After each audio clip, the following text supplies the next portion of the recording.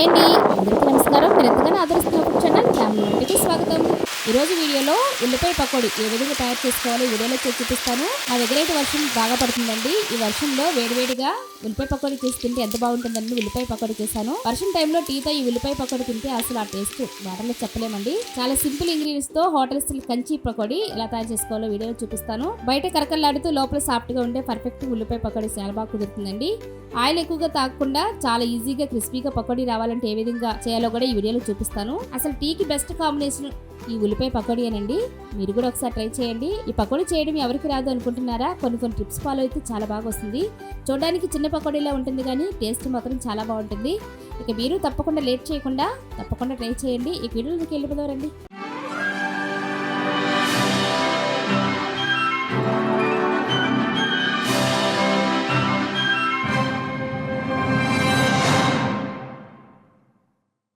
ఇప్పుడు ముందుగా స్టవ్ వెలిగించుకుని ప్యాన్ పెట్టుకుని అందులోనికి హాఫ్ కప్పు పల్లీలు వేయించుకోండి.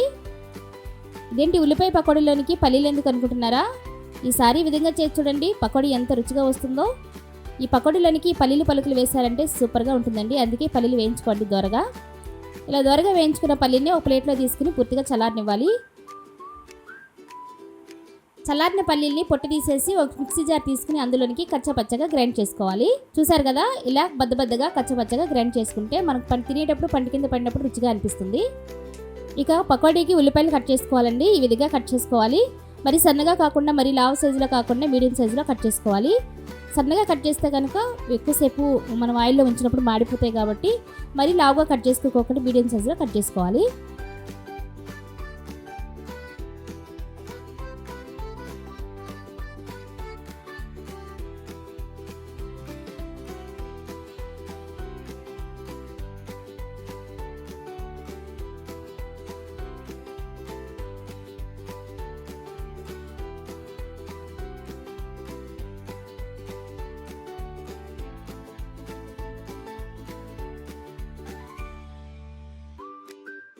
నేనైతే ఇక్కడ ఒక 4 ఉల్లిపాయలు అయితే కట్ చేశానండి. మీకు ఎన్ని ఉల్లిపాయలు కావాలో అన్ని ఉల్లిపాయలు కట్ చేసుకోండి. ఈ విధంగా కట్ చేసుకోవాలి. మరి ఇక పలుచగా కాకుండా మరి లావ సైజులో కాకుండా ఇలా ఉంటే సరిపోతుంది.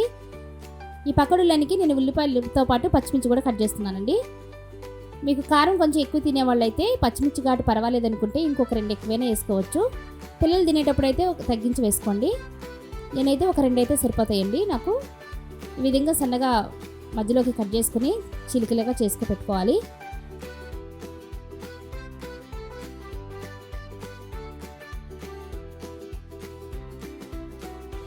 అలానే కొద్దిగా కరివేపాకు కూడా కట్ చేసి పెట్టుకోవాలండి. కరివేపాకుగా వేస్తే మనం వేసేటప్పుడు కరివేపాకు విడిపోతుంది కాబట్టి కొంచెం పెద్ద ఆకుల సైజు మీరు తీసుకున్నట్లయితే ఈ విధంగా కట్ చేసి పెట్టుకోండి.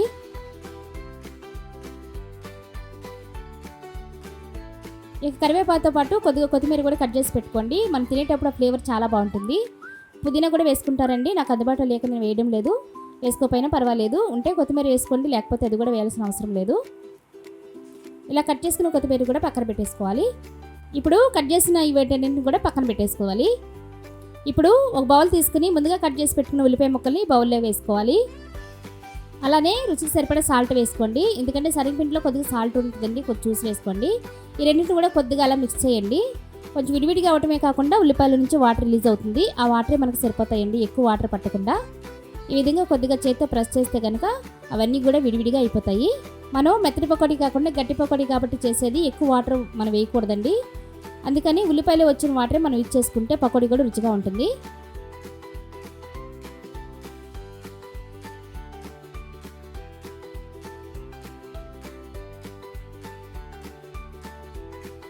చూసారు కదా, ఉల్లిపాయల నుంచి వాటర్ ఏదో బయటకు వచ్చిందో ఇలా ఉంటే సరిపోతుంది. అలానే ఇప్పుడు ముందుగా కట్ చేసి పెట్టుకున్న కొత్తిమీర అలానే కొద్దిగా కరివేపాకు వేసి మొత్తం ఒకసారి మిక్స్ చేసుకోవాలి. ఉల్లిపాయలో ఇవన్నీ కలిపితే కొంచెం ఫ్లేవర్ చాలా బాగా వస్తుందండి.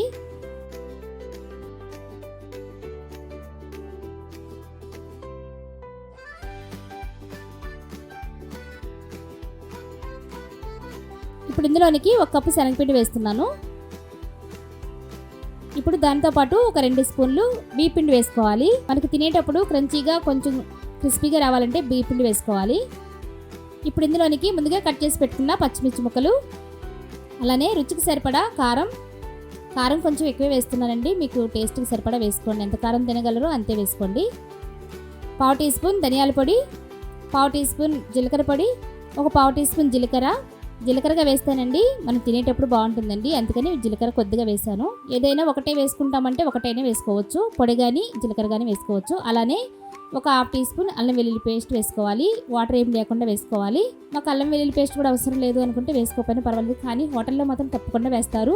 ఇవన్నీ కూడా ఎక్కడ వాటర్ వేయకుండా పొడిగా ఉన్నప్పుడే కడిపేసుకోవాలండి.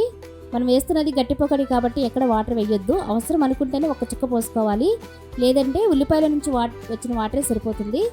ఈ విధంగా మొత్తం కూడా మిక్స్ చేసుకోవాలి. ఒకవేళ పిండి కనుక మనకు సరిపోకపోతే మనం కలుపుకున్నాక మనం వేసుకోవచ్చండి. అలానే ముందుగా మనం మిక్సీ పట్టుకున్నాం కదండి పల్లీల పలుకులు, అవి కూడా ఇప్పుడు వేసేసుకోవాలి. ఇవి ముందైనా వేసుకోవచ్చు, కానీ నేను ముందు వేయలేదు, మర్చిపోయానండి, అందుకే ఇప్పుడు వేస్తున్నాను. ఇవి కూడా వేసి మొత్తం కూడా కలిపి పెట్టుకోవాలి. నాకు ఇక్కడ వాటర్ సరిపోలేదండి, కొంచెం 1 టీ స్పూన్ వాటర్ అయితే వేస్తున్నాను నేను, సరిపోతాయండి ఇంత అయితే. ఎందుకంటే ఉల్లిపాయ విడివిడిగా ఉంది కాబట్టి మనం ఆయిల్లో వేసినప్పుడు ఉల్లిపాయ మాత్రం అట్లా విడివిడిగా పడిపోతుందని ముద్దగా అవడం కోసమే వేస్తున్నాను. ఇలా గట్టిగా కలుపుకోవాలి. ఇప్పుడు ఉల్లిపాయ క్వాలిటీ ఎక్కువ అయ్యి పిండి క్వాలిటీ తక్కువ అయితే 1 స్పూన్ కలుపుకోవచ్చండి, అంతేగాని ముందే వేసేయొద్దు.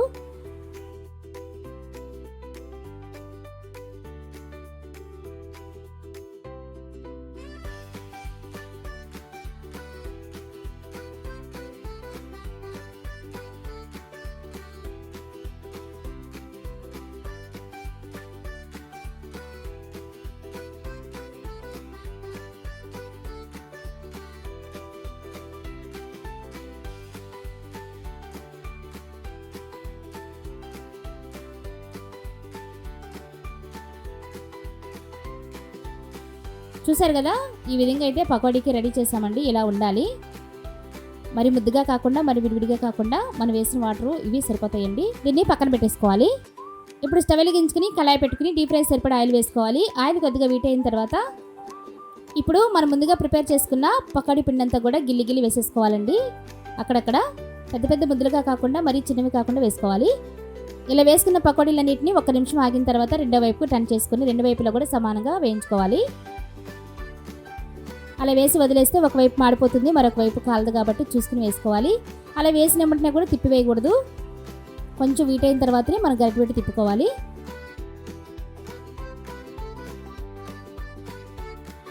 చూసారు కదా, పకోడీలన్నీ గోల్డెన్ కలర్ వచ్చేంత వరకు వేయించుకోవాలి. ఈ విధంగా చక్కగా వేగాయి, చూడండి ఎంత క్రిస్పీగా వేగాయో. ఈ విధంగా ఉన్నప్పుడు ఆయిల్ అంతా కూడా వంపేసి మనం ఒక ప్లేట్లోకి తీసేసుకోవచ్చు. ముదురు రంగు వచ్చేంత వరకు ఆయిల్లోనే ఉంచితే బయటికి తీసినాక ఉల్లిపాయ మాడిపోతుందండి. ఆ వీటికి ఉల్లిపాయ మాడక ముందే మనం తీసేసుకోవాలి బయటికి.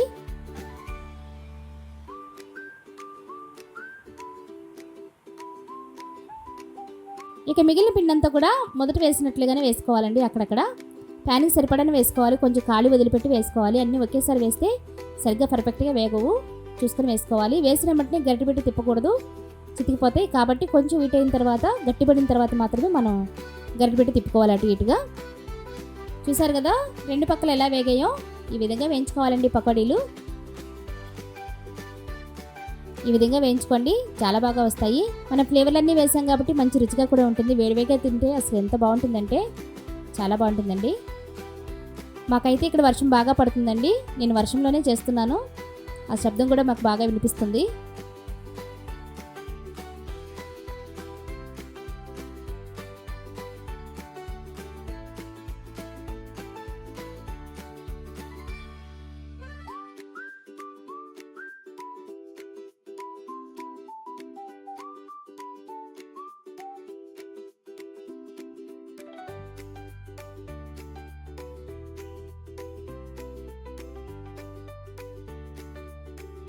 ఫైనల్గా వేసుకున్న దాంట్లో కొద్దిగా కావాలనుకుంటే పచ్చిమిర్చి కూడా వేసుకోవచ్చండి. అదేవిధంగా మొత్తం అయిపోయిన తర్వాత స్టవ్ ఆఫ్ చేసి కొద్దిగా కరివేపాకు కూడా వేయించుకోండి. ఇలాగా గుమ్మగుమ్మగా మంచి వాసన వస్తుంది.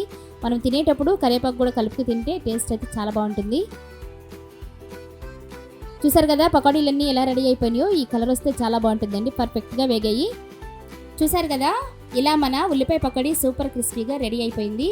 మీరు కూడా ట్రై చేసి ఎలా ఉందో కామెంట్లో చెప్పండి. చాలా ఈజీగా హోటల్ స్టైల్ పకోడీ రెడీ చేసేసుకున్నామండి. టీ టైంలో ఈ పకోడీ తింటే ఇంకేమీ అవసరం ఉండదు, చాలా బాగుంటుంది. ఈ వీడియో మీకు నచ్చితే లైక్ చేయండి, షేర్ చేయండి, కామెంట్ చేయండి. మీ ఇంట్లో కూడా ఇలా చేసి ఫ్యామిలీతో ఎంజాయ్ చేయండి. ఇంకా ఏ రెసిపీ కావాలో కామెంట్లో చెప్పండి. మరో కొత్త రెసిపీతో మళ్ళీ మీ ముందుంటాను. అంతవరకు సెలవు. Thank you for watching.